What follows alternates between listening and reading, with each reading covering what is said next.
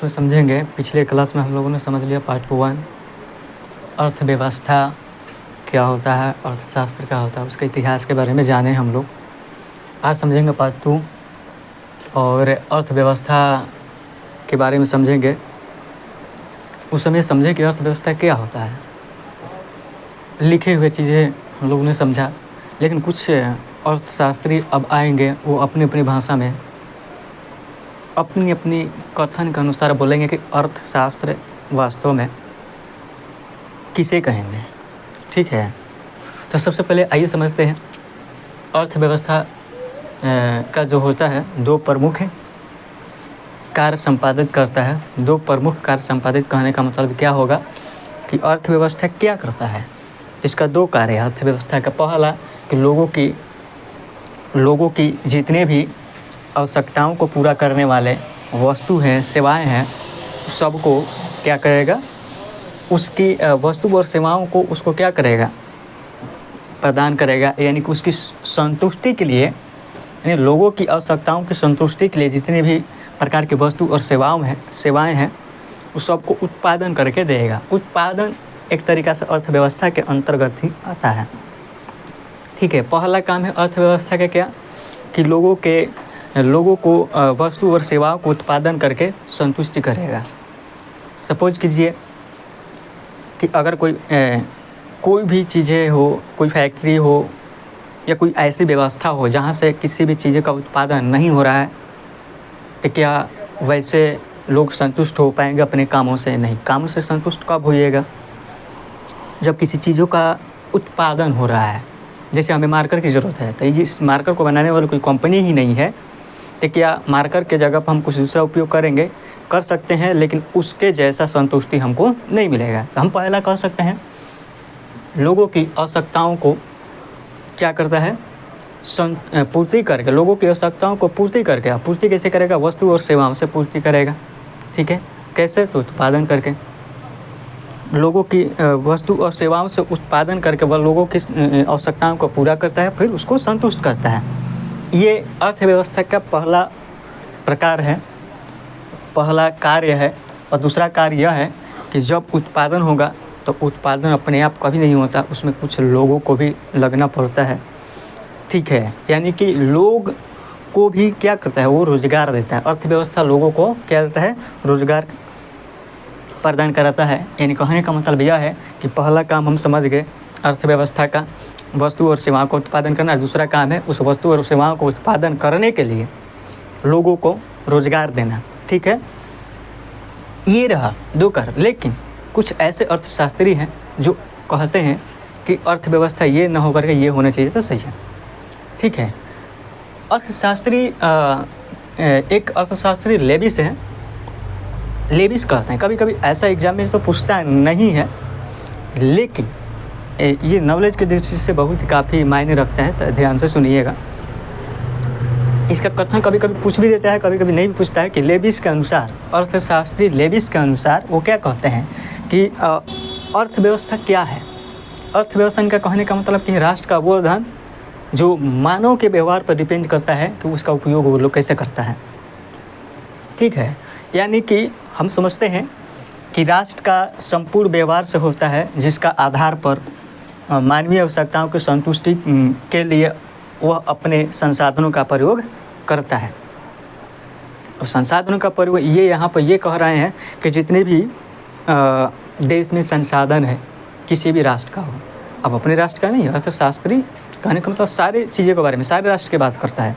जैसे इंडिया है, इंडिया में जितने भी संसाधन है, जितने भी धरोहर हैं, उस सारी चीज़ों को संपूर्णतः नॉलेज पूर्वक और ज्ञान पूर्वक उपयोग करना ही संसाधन कहलाता है। ये अर्थव्यवस्था कहलाता है।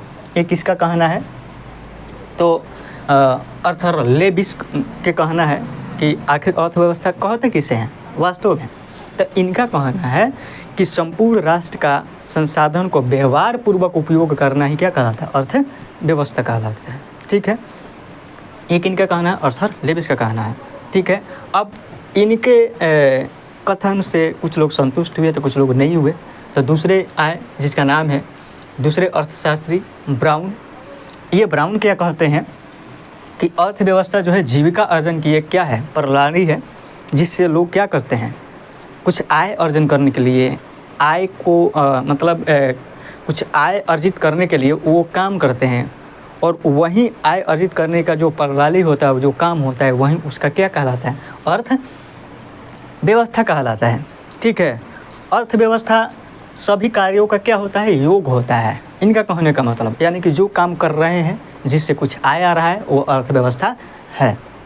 इनका कहने का मतलब क्या है, अर्थव्यवस्था। ब्राउन का कहने का मतलब यह है कि अर्थव्यवस्था क्या है, तो अर्थव्यवस्था इनका कहने का मतलब जितना भी आप काम कर रहे हैं ना, उस सारे काम का योग है। योग कहने का मतलब छोटा काम करे, बड़ा काम करे, चाहे जो भी काम करें ना आप, जिससे आपको आय प्राप्त हो रहा है, वही अर्थव्यवस्था है।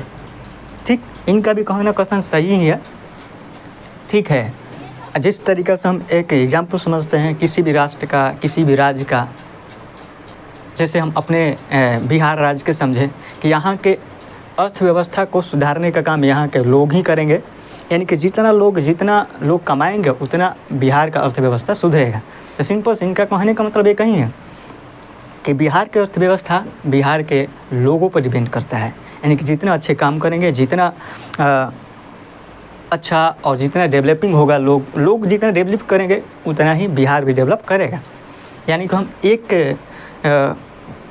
एक माला में पिरो कर देखें, अच्छे तरीक़े से ढंग से समझें, तो भारत का अर्थव्यवस्था हो या किसी राज्य का हो या किसी राष्ट्र का अर्थव्यवस्था हो, वहाँ के लोगों के ऊपर डिपेंड करता है कि वो लोग कितना विकसित करना चाहते हैं या वो कितना आय अर्जन करते हैं। सपोज़ कीजिए कि एक घर में 5 लोग रहते हैं, 5 लोगों में से 2 लोग अच्छा आय अर्जन करते हैं, अच्छा काम करते हैं, जिसका सैलरी मान लीजिए 50,000 है, 2 लोग, और बाकी जो 3 लोग जो बच गए वो बेरोज़गार हैं, जिसके पास कोई आय अर्जन करने की सुविधा नहीं। लेकिन अगर हम कहेंगे उसका घर विकसित है या वो लोग की अर्थव्यवस्था सही है, तो हम इसके अनुसार अगर देखें तो उसका अर्थव्यवस्था सही है, लेकिन उतना सही नहीं है जितना होना चाहिए। यानी कहने का मतलब क्या है, प्रत्येक 2 लोगों पर 3 लोग बेरोजगार हैं, यानी कि उसके पास कोई रोज़गार नहीं है। और जब तक रोज़गार नहीं होगा, यानी कि जब तक उसके पास कुछ आय अर्जन करने का, यानी कि कमाने का, काम करने के बदले उसके पास आय उसका कोई सुविधा ना हो, तब तक उसका अर्थव्यवस्था कमज़ोर ही माना जाएगा। ठीक है, जैसे कि मान लेते एक और घर है, जैसे कि मान लीजिए उसके घर में 5 परिवार उसके घर में रहते हैं, इसके घर में भी 5 परिवार हैं, इसके घर में केवल 2 ही कामगार हैं जिससे आय आता है, पूरी फैमिली चलती है। उसी तरीक़ा से उसके घर में भी दूसरे घर में 5 लोग रहते हैं, लेकिन सारे लोग रोज़गार हैं, सब लोगों के पास रोज़गार की सुविधा है, सब लोग कमाते हैं, अच्छे आय आते हैं। तो सिंपल सी बात, इन दोनों में से किसको हम सबसे ज़्यादा विकसित आर्थिक तरीक़ा से मजबूत कहेंगे, तो जिसके पास प्रॉपर ढंग से काम करने का सुविधा हो, आय प्राप्त करने का, जो भी काम में संलग्न हो, तो उसको कहेंगे आर्थिक तरीक़ा से मजबूत है। और उसके अपेक्षा पहला घर जो होगा क्या होगा, कमज़ोर होगा। यानी कहने का मतलब समझिए कि राम है, राम महीने के 50,000 रुपये कमाता है, उसी तरीक़े से श्याम है, श्याम महीने के 40,000 रुपये कमाता है। ठीक है, तो 50,000 रुपये कमाता है, 40,000 रुपये कमाता है, लेकिन इसके आय डिपेंड कब करता है, इसके ऊपर कितने लोग आश्रित हैं। अगर इसके घर में 5 लोग हैं और इसके घर में 2 लोग हैं, तो सिंपल सी बात, इससे मजबूत कौन हो जाएगा, श्याम होगा। ठीक है, लेकिन वो भी बात हम समझते हैं कि 5 लोग हैं, 5 लोग क्या है, रोजगार है, और यहाँ पर केवल 1 है, तो सिंपल सी बात है, ये लोग का आर्थिक व्यवस्था मजबूत होगा। तो हम कह सकते हैं कि जिस तरीक़े से घर में रहने वाले व्यक्ति का डिसाइड करता है कि उसका घर कितना डेवलपिंग है, कितना व्यवस्था अच्छा से है, विकसित है, उसके आय के अनुसार, तो उसी तरीक़े से अपना देश, अपने राष्ट्र को हम कह सकते हैं कि वो कितना विकसित है। कब कहेंगे, जब इंडिया के प्रत्येक नागरिक एक ऐसे डेवलपिंग पॉइंट पर जाएगा जिसके पास खास आय अर्जन करने का एक रोज़गार हो, जिससे पता चले कि इंडिया में हर एक जगह बड़े बड़े इमारतें, बड़े बड़े बिल्डिंग, अच्छी सुविधाएं, सारी चीज़ हो, तो हम कह देंगे कि हम क्या कह सकते हैं, अपना इंडिया यानी कि राष्ट्र जो है क्या है, विकसित राष्ट्र है।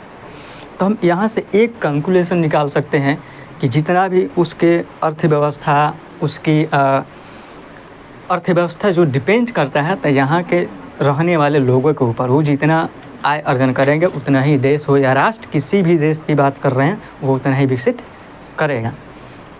तो ब्राउन का यही कहना है। ब्राउन का कहना है कि सभी कार्यों का योग होता है अर्थव्यवस्था, यानी कि जितना लोग काम करेंगे, जितना आय आएगा, उतना ही राष्ट्र का विकसित होगा, उतना ही राष्ट्र विकसित करेगा।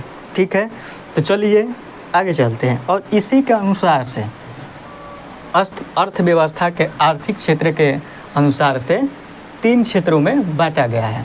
अब ये 3 क्षेत्र क्या है तो समझिए। पहला क्षेत्र जिसको हम लोग प्राथमिक क्षेत्र कहते हैं, ये सब अर्थव्यवस्था ही है, लेकिन अध्ययन की दृष्टि से अध्ययन करने के लिए हम इसको 3 क्षेत्र में बांट रहे हैं। इसको 3 क्षेत्र में बांटा गया है। कैसे? प्राथमिक क्षेत्र जैसे कि मान लीजिए कृषि से आय आएगा, वो भी क्या है, अर्थव्यवस्था के एक अंग है। पशुपालन, वन, मछली पालन, ये सबसे क्या है, ये प्राथमिक क्षेत्र के अंतर्गत आने वाले ऐसे काम और सुविधा है जिससे आय अर्जन किया जाता है। ठीक है, तो हम कहने का मतलब यह है कि सबको मिला दें तो ये अर्थव्यवस्था है, लेकिन किससे कितना आय आता है, किसके अंतर्गत आता है, इसको अध्ययन करने के लिए हम इसको 3 क्षेत्र में अलग अलग बांटा गया है। प्राथमिक क्षेत्र यानी प्राकृतिक संसाधनों से उत्पादन जितने भी होंगे वस्तुएं और सेवाएं, उस सबको हम बोलेंगे प्राथमिक क्षेत्र। भूमि, ठीक है, कृषि, पेड़ पौधे, वनस्पति जितने भी हैं सब किसके अंतर्गत आएंगे, प्राथमिक क्षेत्र के अंतर्गत। कभी कभी क्वेश्चन पूछता है प्राथमिक क्षेत्र को किस क्षेत्र के नाम से जाना जाता है, कृषि क्षेत्र के नाम से जाना जाता है। किस क्षेत्र के नाम से जाना जाता है, प्राथमिक क्षेत्र को कृषि क्षेत्र भी कहा जाता है, क्योंकि पशुपालन, वन, मछली पालन, ये जितनी भी सारी चीज़ें हैं ये सब कृषि ही है एक प्रकार का। जितनी भी पालन व्यवस्था होता है वो कृषि के अंतर्गत ही आता है, इसलिए प्राथमिक क्षेत्र को कहा जाता है कृषि क्षेत्र। क्यों? क्योंकि प्राथमिक क्षेत्र कहने का मतलब ये होता है प्राथमिक तरीका से उत्पादन करना, प्रकृति में उपस्थित हुए सारे वस्तु और सेवाओं, जैसे कि मान लीजिए नदी, झील, पहाड़, वन, भूमि, जितनी भी ये सारी चीज़ें हैं उससे उत्पादन प्राथमिक क्षेत्र करता है। अब प्राथमिक क्षेत्र को कृषि क्षेत्र भी कहा जाता है। ठीक है, दूसरा समझते हैं। दूसरा द्वितीयक क्षेत्र। द्वितीयक क्षेत्र में क्या आएगा, उद्योग आएगा। उद्योग में बड़े उद्योग भी आएंगे, छोटे उद्योग भी आएंगे, कुटीर उद्योग भी आएंगे। यानी कि एक बात समझिए, इसे उद्योग क्षेत्र भी कहा जाता है द्वितीयक क्षेत्र को। यानी कि जितने भी उद्योग, जितने भी फैक्ट्रीज, कंपनीज वाले जितने भी सारी चीज़ें आएंगे सब किस में आएंगे, द्वितीयक क्षेत्र में आएंगे। उद्योग में आएगा तो बड़ा उद्योग हो चाहे छोटा उद्योग, चाहे कुटीर उद्योग हो, सब द्वितीयक क्षेत्र होगा। और द्वितीयक क्षेत्र कहने का मतलब क्या हो, द्वितीयक क्षेत्र प्राथमिक क्षेत्र पर डिपेंड करेगा। यानी कि प्राथमिक क्षेत्र से उत्पादन होकर कहाँ आएगा, द्वितीयक क्षेत्र में। और द्वितीयक क्षेत्र उसको नए नए चीज़ों में निर्माण करके क्या करेगा, मार्केट में सेल करेगा। ठीक है, तो द्वितीयक क्षेत्र जो प्राथमिक क्षेत्र पर डिपेंड होता है, प्राथमिक क्षेत्र से उत्पन्न वस्तुएं, उत्पादन, कच्चा माल कहाँ आता है, द्वितीयक क्षेत्र में। ठीक है, तो द्वितीयक क्षेत्र में क्या आ जाएंगे, उद्योग आएंगे, बड़ा उद्योग हो या छोटा उद्योग हो या कुटीर उद्योग हो। ठीक, और निर्माण करने की प्रक्रिया, कोई भी चीज़ कंपनी में बनता है वो सारी प्रक्रिया, गैस और बिजली, सारे चीज़ जो होंगे किस में आएंगे, द्वितीयक क्षेत्र में आएंगे। और तृतीयक क्षेत्र ये जो होता है ये थोड़ा इन सबसे हटकर होता है। यानी कहने का मतलब यह है कि तृतीयक क्षेत्र को सेवा क्षेत्र कहा जाता है। ठीक है, तृतीयक क्षेत्र को क्या कहा जाता है, सेवा क्षेत्र कहा जाता है। क्यों? क्योंकि जितना भी सेवा करने का, बैंक का काम, परिवहन का काम, संचार, ठीक है, व्यापार और जितनी भी अन्य सेवाएं हैं, शिक्षक भी इसी में आएंगे। ठीक है, यानी कि जो सेवा देने का काम करते हैं, जैसे कि हम एक सेवा देने का काम करते हैं, यानी कि टीचिंग कर रहे हैं, आप लोगों को मतलब कि बता रहे हैं, तो ये आप लोगों को हम सेवा दे रहे हैं, तो ये सब किस में आएगा, तृतीयक क्षेत्र में आएगा।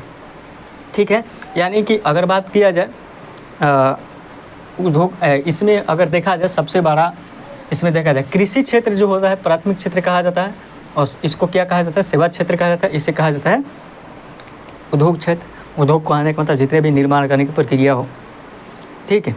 और जितने भी कंपनी फैक्ट्री जितने भी सारे वस्तुएं जो निर्माण होती है, बनती है, गैस हो, तो वो सब किस में आएंगे? द्वितीयक क्षेत्र में आएंगे। ठीक है, तो आज हम लोगों ने समझा कि अर्थव्यवस्था का काम क्या है और अर्थशास्त्री का कथन के अनुसार अर्थव्यवस्था वास्तव में होता क्या है, और क्षेत्रक यानी कि अर्थव्यवस्था के कितने क्षेत्रक होते हैं, ये सारी चीज़ समझे। ठीक है, तो आगे के जो पार्ट बच गया है आगे क्लास में हम चर्चा करेंगे, क्योंकि एक ही क्लास में सारे चीज़ों को, सारे टॉपिक को बताना संभव नहीं है, क्योंकि लंबा क्लास बन जाएगा। हम सोचते हैं कि आराम से आप पढ़ते चलिए, समझते चलिए। ठीक है, तो अच्छा रहेगा और अच्छे से समझिए, रटिए कम और समझिए ज़्यादा। ठीक है, ऐसे एग्ज़ाम पास करना हो तो रट कर पास कर सकते हैं, लेकिन समझना ये आगे बहुत काम देता है। ठीक है, तो आई होप कि आप लोगों को समझ में आया होगा। Thanks for watching this video.